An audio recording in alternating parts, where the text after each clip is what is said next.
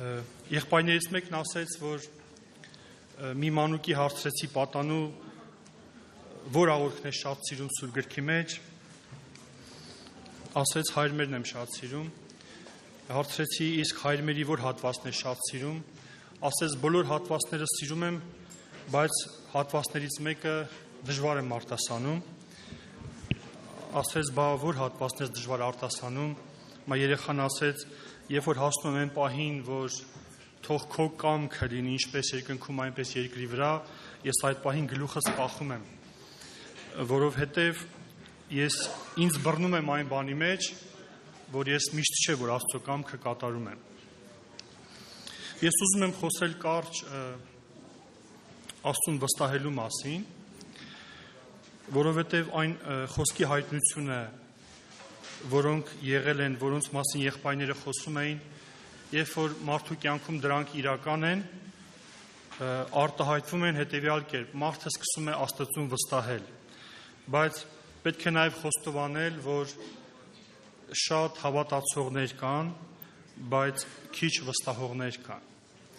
Ինչ որտեղ, երբ որ մենք ասում ենք պետք է վստահել Աստծուն, մենք ի նկատի ունենք, որ պետք է վստահել, որ Աստված կարող է ինչ-որ բան անել, բայց եթե ավետարանին նայենք իրական, միգուցե վստահությունը միայն նա չէ, թե ինչ կարող է անել Աստված, այլ նաև նա է, երբ որ մենք մեր կյանքը հանձնում ենք Աստծուն։ Հետևաբար ստացվում է, որ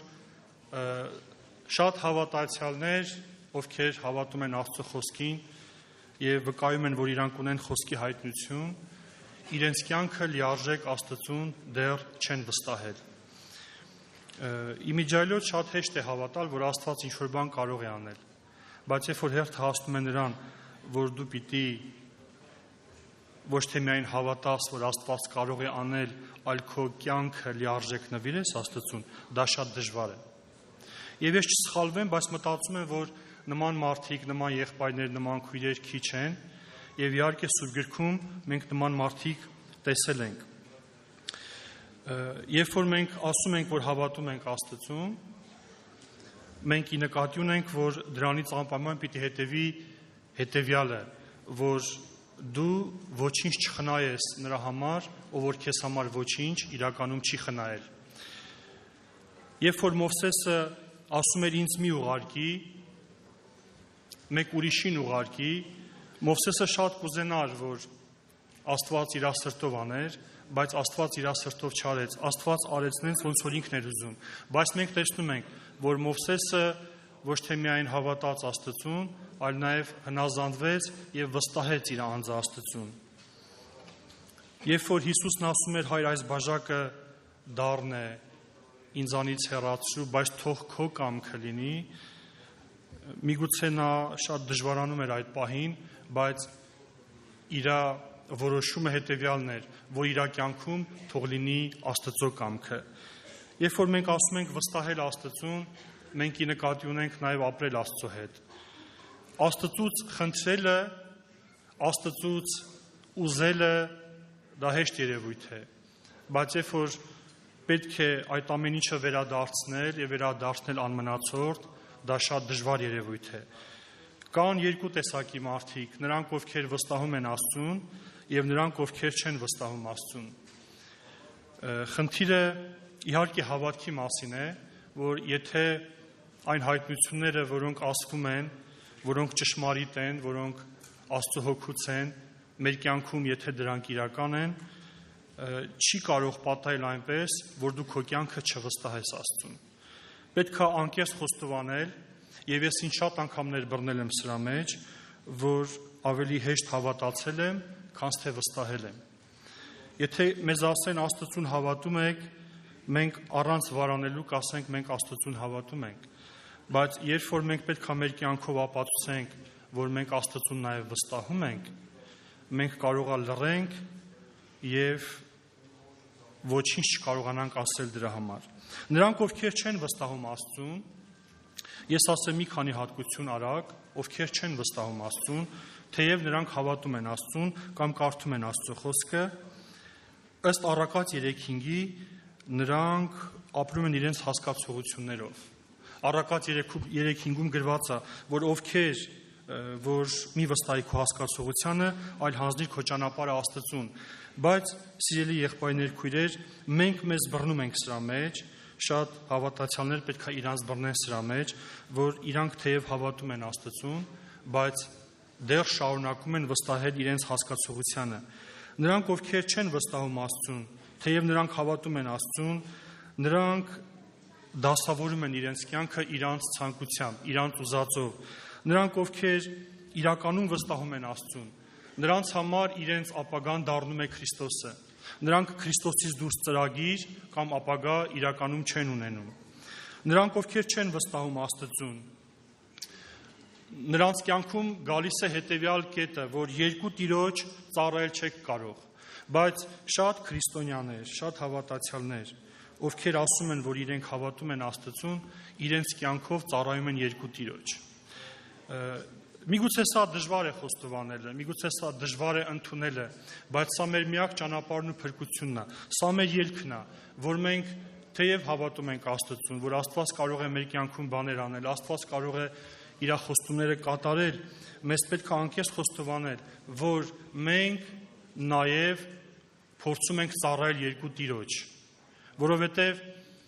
եթե մենք ընդհանրեն ուզում ենք, որ Աստված մեր ուզածները տա եւ կյանքի իմաստը տեսնում ենք դրա մեջ, բայց մեր կյանքը լիարժեք չենք վստահում իրեն, դա նշանակում է, որ մենք մեր կյանքում ծառայում ենք երկու տիրոջ։ Շատ կրոնների մեջ երկու տիրոջ ծառայելը թույլատրելի երևույթ է։ Մարդիկ թե ծառայում են Աստծո ասածին, թե ծառայում են իրենց հասկացողություններին, ծառայում են իրենց նպատակներին, եւ դա չի արգելվում։ Եվ քրիստոնեությունը միակ հավատքն է, Աստծո կյանքը միակ կյանքն է, որը նման բան իրականում չի հանդուրժում։ Իհարկե, ոչ բոլոր հավատացողները կվստահեն Աստծուն, բայց նրանք, ովքեր իրապես ուզում են ապրել Աստծո հետ, որովհետև Աստծուն վստահելը նշանակում է ապրել Աստծո հետ։ Նրանք չեն կարող ծառայել երկու տիրոջը, նրանք չեն կարող ծառայել Քրիստոսին եւ ծառայել իրենց ցանկություններին։ Նրանք չեն կարող ծառայել Քրիստոսին եւ դասավորել իրենց անձնական կյանքը։ Շատ երիտասարդներ, քույրեր, եղբայրներ, ինչ որտեղ վստահում են իրանց գեղեցկությանը եւ առանց քաշվելու վարանելու արտահայտում են։ Բայց Երանի եղբայրներ, քույրեր, որ մեր հոգու աշխարհում Քրիստոսի գեղեցկությունը խամրացներ մեր բոլոր գեղեցկությունները։ Վերջը նրանք, ովքեր տարված են իրանց գեղեցկությամբ, նրանք, ովքեր իրականում ամեն ինչ անում են, որ երևնան, պետք է նաև խոստովանեն ներքին սենյակում, որ նրանք ծառայում են երկու տիրոջը։ Հնարավոր չէ ծառայել Քրիստոսին եւ չհայտնվել խաչի վրա։ Հնարավոր չէ հավատալ եւ վստահել Աստծուն եւ շարունակել մարմնավոր աշխարհիկ կյանքը։ Մենք շատ համարներ վաղուց չենք կրկնում, չենք ասում, բայց շատ համարներ կա, որոնք մեզի խիստ հանդիմանում են մեր անհավատության համար,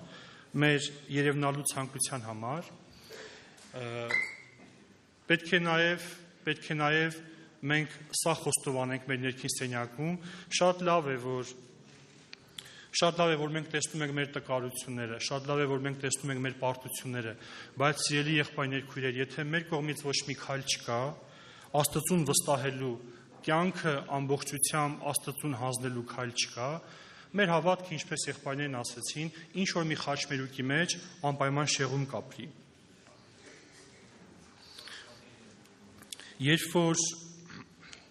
Երբ որ մայրը երեխային հարցնում է, երբ որ հայրը քեզ տարավ, դու տեսար Կրեմլի գեղեցկությունը, ասում է տեսա, ասում է դու տեսար ինչքան գեղեցիկ շինություններ կա, ասում է այո, ես տեսա, ասում է իսկ այդ ամեն ինչ որ դու տեսար, դրանից ինչը քեզ շատ հետաքրեց, ասում է ինձ ամենից շատ հետաքրեց իմ հայրիկի ձեռքը, որովհետև թեև ես շատ բաներ գեղեցկություններ տեսա,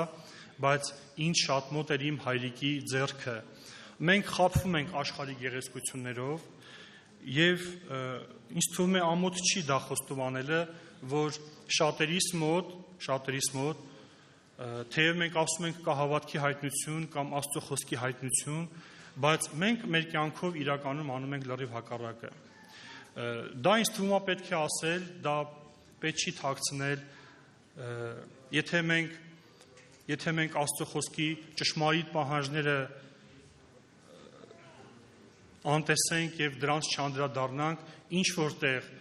եթե մենք ասում ենք, որ հավատացյալ ենք կամ Աստծուն հավատում ենք, ինչպես եղբայրներն ասեցին, մի օր այդ հավատքը ինչ որ մի խաչմերուկի վրա անպայման կշրջվի։ Եվ նրանք, ովքեր վստահում են Աստծուն, նրանք ապրում են Աստծո խոսքի հայտնությամբ, ինչպես որ համարում է գրված, նրանց համար Աստծո խոսքը իրական է, եւ երբ որ գալիս է պատերազմի պահը, որ պիտի հնազանդվեն իրանց ցանկություններին, թե հնազանդվեն Աստծուն, նրանք ընտրում են ճշմարիտ տարբերակը։